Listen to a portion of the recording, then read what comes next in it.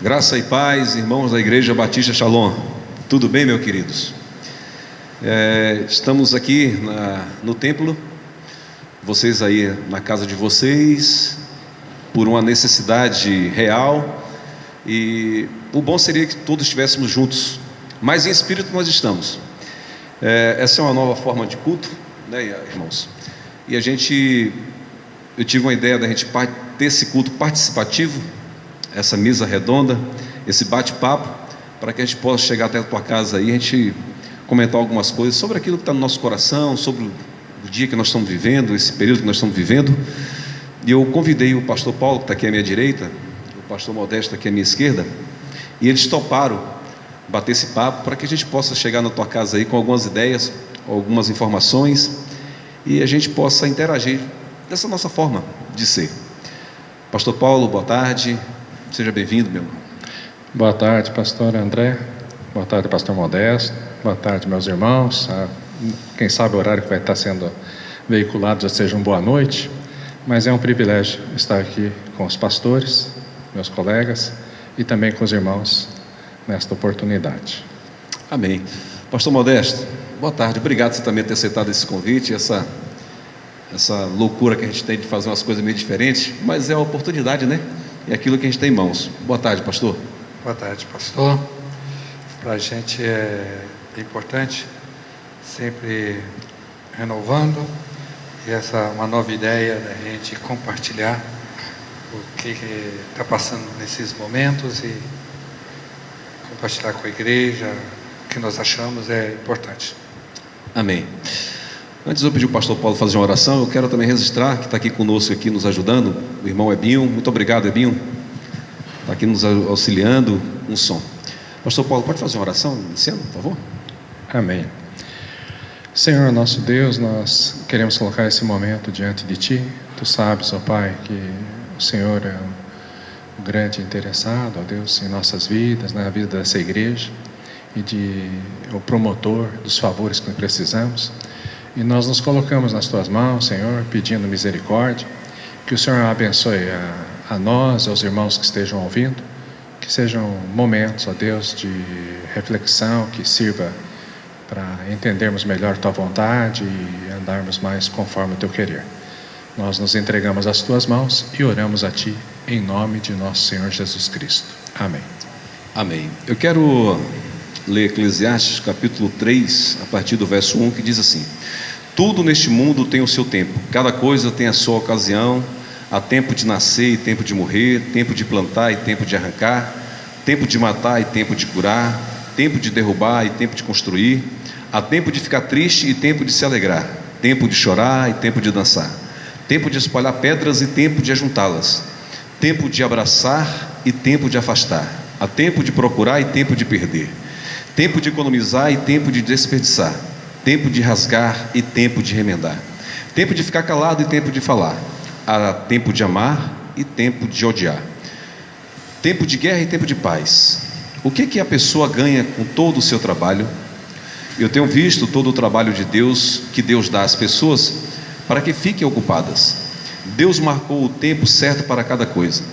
Ele nos deu o desejo de entender as coisas que já aconteceram e as que ainda vão acontecer, porém não nos deixa compreender completamente o que Ele faz.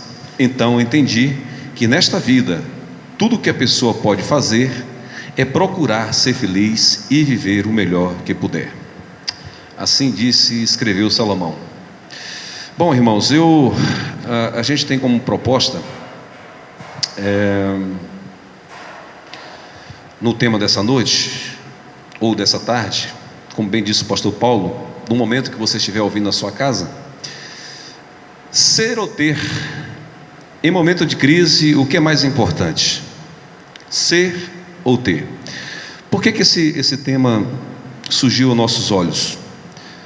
Porque parece que o coronavírus, não sei se os irmãos aqui concordam, mas parece que o coronavírus trouxe assim algo que deixou quase que todo mundo igualado, né? A gente está vendo aí essa questão aí na Itália, em outros países, que não adiantou muito. O cara tem muito dinheiro porque os hospitais superlotaram, aquela coisa toda, e aqueles também que não tiveram não tinha tanto recurso, também ficou a ver navios. Então parece que o coronavírus deu aquela igualada, né? Então por isso que nós escolhemos esse tema de ser ou ter em momento de crise, o que é mais importante. Eu queria ler, no primeiro momento aqui, um texto que diz o seguinte: Oswaldo Wilde escreveu uma vez: neste mundo só há duas tragédias, uma é não conseguir o que se quer, a outra é conseguir. Ele estava tentando nos avisar que por mais que nos esforcemos para obter o sucesso, ele não nos satisfará. Quando conseguimos chegar lá, sacrificando tantas coisas para alcançá-lo, descobrimos que o sucesso não era bem o que queríamos. As pessoas que têm dinheiro e poder sabem de uma coisa que você e eu não sabemos, e, se nos dissessem, talvez não acreditássemos. O dinheiro e o poder não satisfazem aquela fome sem nome que temos na alma. Até mesmo os ricos e poderosos se descobrem desejando ardentemente alguma outra coisa. Costumamos ler a respeito dos problemas familiares das pessoas ricas e famosas, ou ver na TV seus conflitos descritos em forma de ficção, mas nunca entendemos a mensagem. Continuamos pensando que, se tivéssemos o que eles têm, seríamos felizes. Não importa o grau de esforço que fazemos para sermos populares, queridos, e não importa o êxito que obtemos nesse esforço, parece que nunca atingimos o ponto onde podemos relaxar e dizer que chegamos lá. Nossas almas não estão sedentas de fama, conforto, propriedades ou poder. Estes valores criam muitos problemas quando alcançados. Nossas almas têm fome do significado da vida, ou de aprendermos a viver de tal forma que nossa existência tenha importância, capaz de modificar o mundo ao menos um pouquinho pela nossa passagem por ele. Esse é um texto para a nossa reflexão dessa noite, e o texto bíblico, de Eclesiastes contempla isso. E eu queria fazer a primeira pergunta para os irmãos, diante daquilo que eu já comecei a falar, a introduzir, e diante desses fatos que o Covid-19 veio nos mostrar, ou está nos mostrando, que a oração para uns está sendo: seja bem-vindo, Jesus. E para outros está mais ou menos assim: espera mais um pouco, Senhor, eu ainda não consegui realizar alguns sonhos. Isso tudo supostamente. Irmãos, eu pergunto para vocês, ficam à vontade de vocês responderem, dessas duas temáticas de oração, qual é a que está prevalecendo hoje? Pastor Paulo. Eu acredito que não só nesse momento, quem sabe a coisa fique mais escancarada, ou a gente pare para observar e analisar. Quando as coisas correm frouxa, correm bem, ninguém para nem para filosofar, nem para pensar.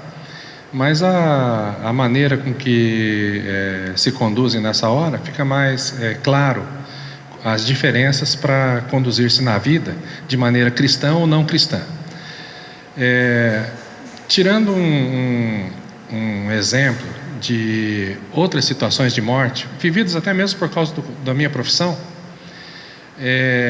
e por causa de alguns testemunhos de pessoas crentes, já vi muita gente incrédula, próxima à morte, e em extrema agonia, por ter que deixar essa vida. E então é tudo que importa, é tudo que tem, é tudo que eles não queriam perder, e chegam nesse momento em uma insegurança enorme, um medo, um pavor. É comum quererem pedir para segurar a mão e para sentirem mais fortalecidas no momento de sente que a morte se aproxima. Já vi muito idoso com dificuldades em relação a se sentir deprimido e tal, e eu conversando com a família, investigando, a ideia de medo da morte está muito prevalecente na vida da pessoa. Passou a ser um pensamento recorrente, e a pessoa fica envolvida com aquilo e maus. Por outro lado, já tive oportunidade de ver crentes que em sua idade avançada, com as dificuldades da idade, os problemas de saúde, os problemas articulares, as dores que sofre, o em si também, o cansaço, né? Em que eles chegam a pedir Eu já tivemos um caso desse, de uma irmã que chamou as netas mais de uma vez, pedindo para elas chegarem juntas para orarem, para pedir que Jesus viesse buscá-la. Bem, eu acho que isso vem de uma experiência bem forte com Cristo Jesus, por parte dessa cristã, e pelo outro lado, no exemplo negativo que eu dei de medo da morte, numa total vida sem Deus, onde as inseguranças prevalecem nessa hora fortemente. Eu acho que quem ora hoje desesperadamente em relação à questão do Covid, para se livrar como se fosse a última coisa que ele desejasse, não que a gente tenha prazer nisso, mas na medida que a pessoa conhece a Cristo e tem uma espiritualidade, eu penso que isso a incomode menos, não é o prevalecente do pensamento. Essa é a palavra que você falou, espiritualidade. O outro caso, aquele que você falou, daquele senhor, o exemplo, né, que estava com medo, aquele receio da morte, eu acho que mais parte da questão da religiosidade que o Brasil vive. Que o Brasil é um país muito religioso, muito religioso. Se tem menos de Deus, eu acho que mais dificuldade com relação ao pensamento de morte, e isso deve assombrar de maneira diferente as pessoas. Eu sou sincero que acho que nenhum de nós que precisa dizer que a morte não trouxesse apreensão. Nós somos feitos para a vida. Jesus veio para derrotar a morte nos causa alergia. Mas quanto maior apego a essa vida, mais medo da morte. Quanto maior apego a Jesus, menos se incomoda. E acaba, eu acho que algumas vezes passa até batido. Pode ser que a morte o pega até de surpresa. Ele não estava nem esperando, pensou que não era ele. Mas partirá na bênção. E outros estão já, algumas vezes até pensando em suicídio, tamanho medo que tem. Chega ao absurdo disso, né? De pensar, mas... Acho que essa questão dessa sua resposta é aquela dualidade do ter e do ser, né?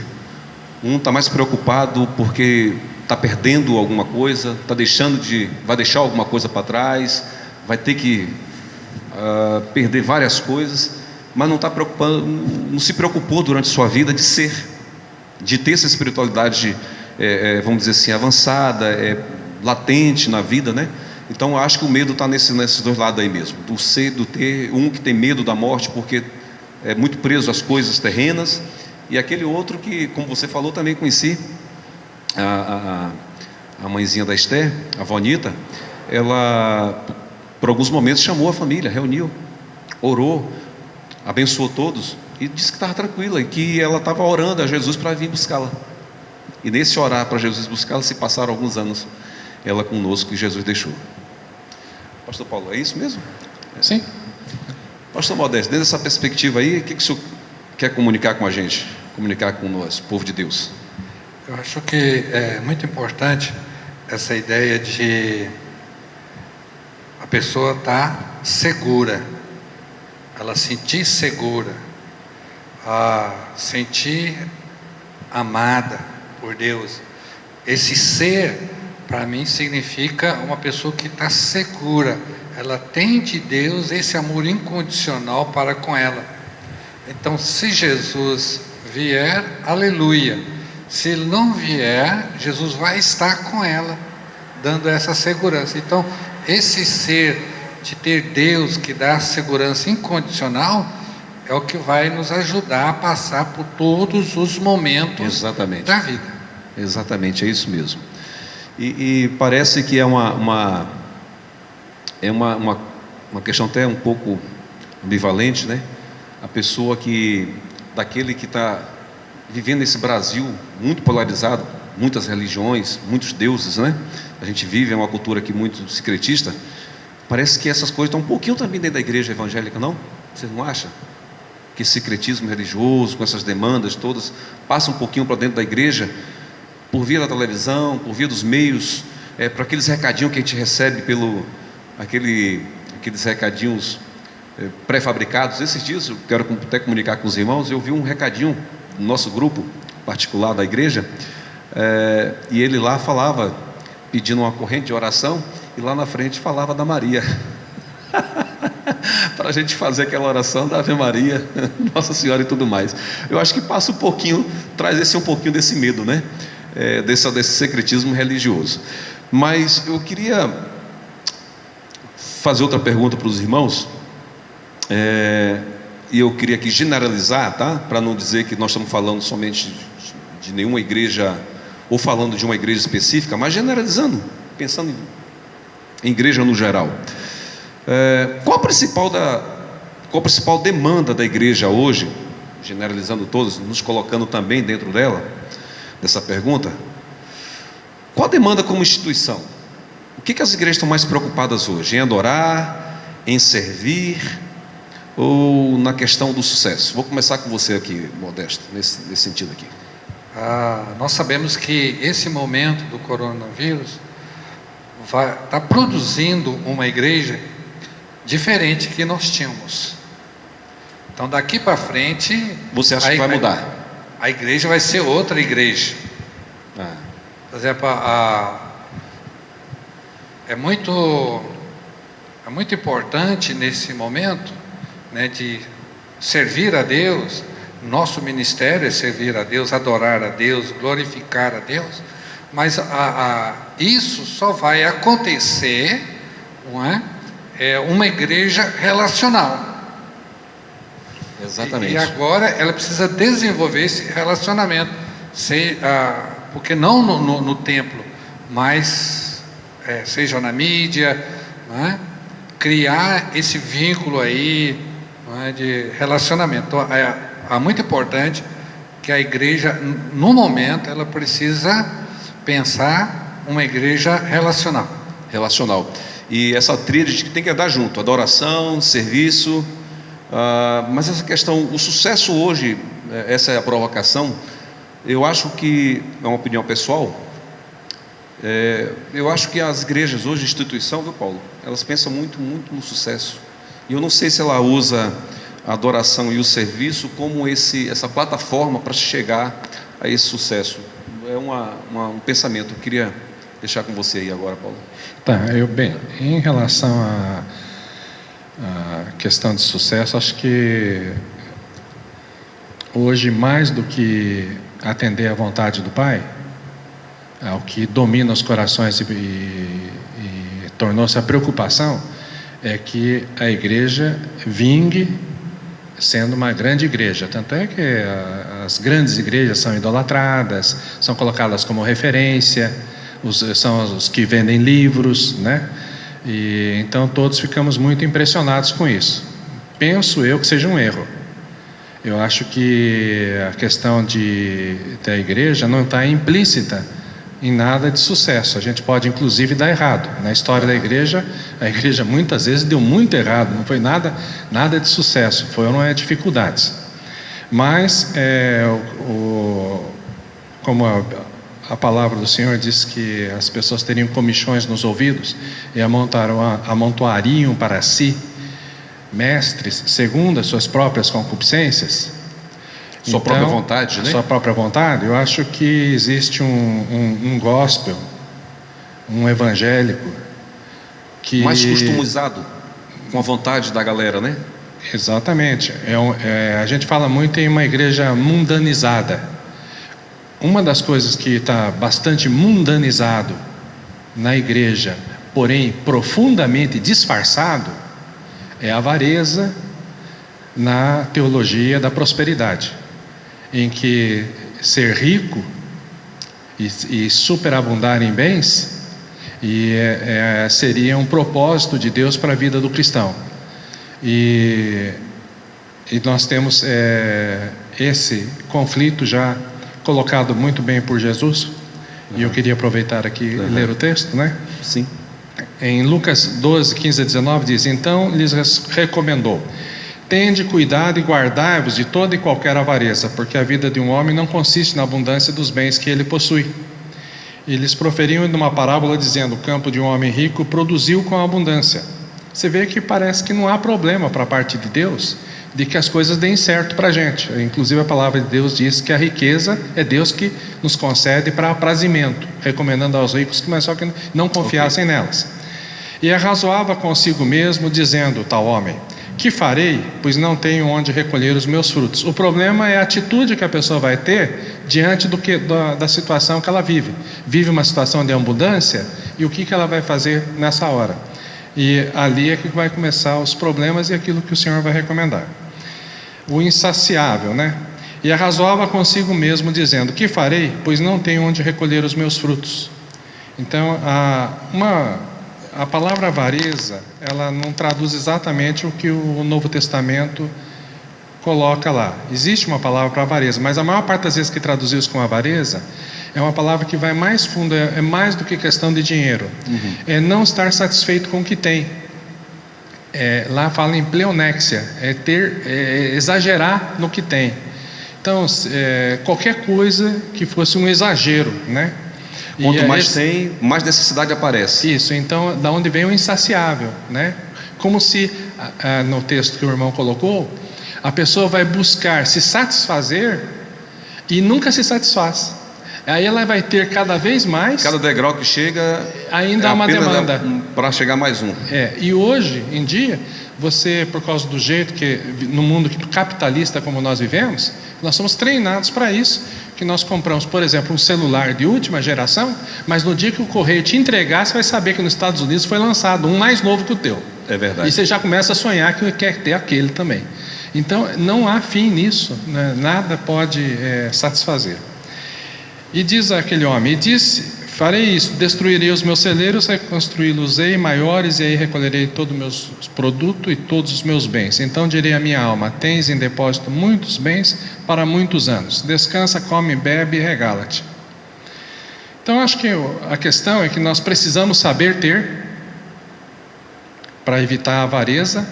Precisamos saber não ter, para aprender a ser grato, como Paulo disse que estava instruindo em todas as coisas a ter e a não ter.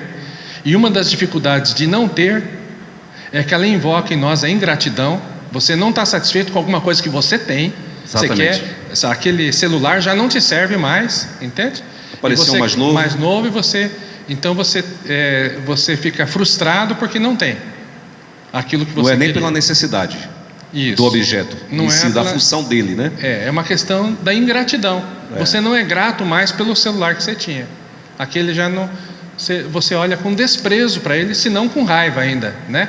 Que o outro passa com uma caminhonete mais espetacular ainda, e você fica ainda irritado que você não conseguiu trocar de carro, uma coisa assim. Mas o fato é que é ingratidão, né? E o propósito do Senhor é que a gente acumulasse tesouro para com Deus, né? E não aqui na terra. E ele diz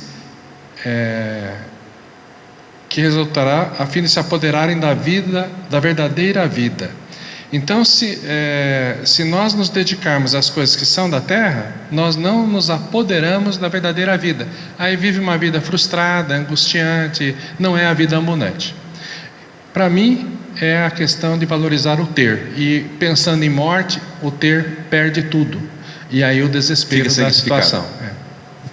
Só aqui, Modesto, pegando aqui uma brecha aqui da palavra do Paulo, mas será se essa questão que você falou aí, essa questão da ingratidão, ela não é ensinada dentro das igrejas?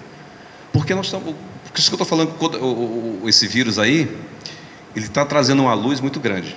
Eu vi o pastor Paulo Júnior, alguém postou na internet aí, e o pastor Paulo Júnior, não aquele aqui de Goiânia, outro Paulo Júnior aí, ele falando alguma coisa que deu um estalo.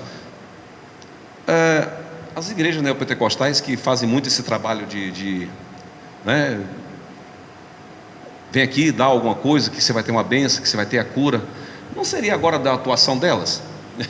Então, dando essa provocação aqui, porque o povo é ensinado a isso, Paulo. O povo é ensinado a isso.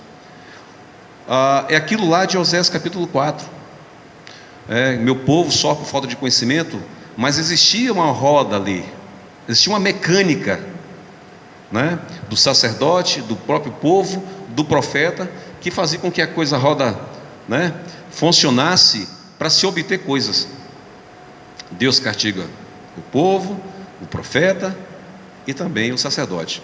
Então, eu acho que hoje essa questão aí do ter e do ser, o povo, ele é ensinado a isso aí, né? É como se a gente fosse falar assim: mas quem nasceu primeiro, o ovo ou a galinha? A vontade do povo que faz ter essa igreja, ou foi a igreja que entrou para ensinar esse povo? A gente não sabe, porque está no coração do ser humano esse negócio aí. Por isso que quando você falou, me veio essa questão das igrejas neopentecostais, sobre essa questão de ensinar, e não somente ensinar, mas também tirar do coração do povo que já tem dentro dele, né? Porque se vão lá é porque precisam daquilo ali, daquele tipo de evangelho que estão oferecendo. O que você fala, Modesto? Nessa área do sucesso, é interessante que esse tipo de mensagem no momento não está dando certo, porque não está reunindo no salão, no templo. Agora, é claro que esse sucesso, por exemplo, de nós termos um salão bom, uma estrutura boa, né? Isso é importante, ter essa construção, essa organização grande, uma igreja, um culto no domingo, isso é importante. Só que no momento, isso não está fazendo efeito. O que está fazendo efeito hoje na igreja, enquanto os irmãos estão no lares? O que está fazendo efeito é essa igreja que aprendeu a viver em pequenos grupos, no discipulado relacional, numa igreja que se relaciona, porque numa igreja que só funciona na estrutura, no sucesso, nesse momento ela está passando por crise. Mas uma igreja que está desenvolve o discipulado relacional,